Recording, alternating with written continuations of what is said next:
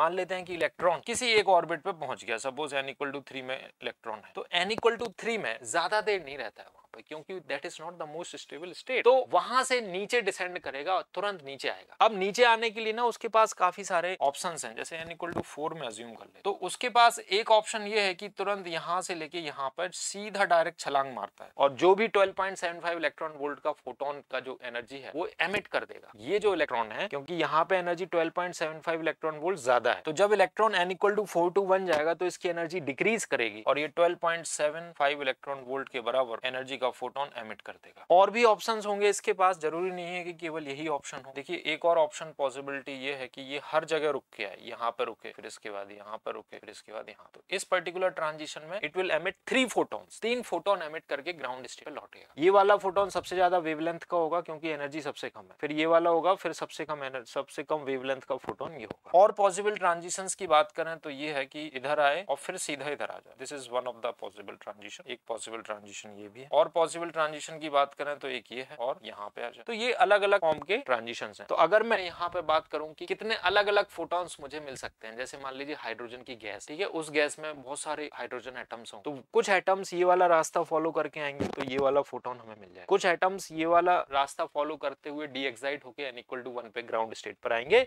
तो इस केस में हमें 3 अलग अलग एनर्जी के फोटॉन्स प्राप्त होंगे, ठीक है। तो 3 एनर्जी के फोटॉन्स का मतलब है कि एक ही रिकॉर्ड हो गया, ये अलग टाइप का, ये भी अलग टाइप का, ये भी अलग टाइप का। अगर ये वाला रास्ता फॉलो करता है तो देखो ये वाला फोटोन तो इसकी जगह पे जाके चिपक जाएगा, लेकिन ये एक नया फोटोन है, एक ये हो गया। सिमिलरली इस रास्ते में देखें तो ये एक नया फोटोन है, ये वाला और ये वाला तो एक जैसा हो गया।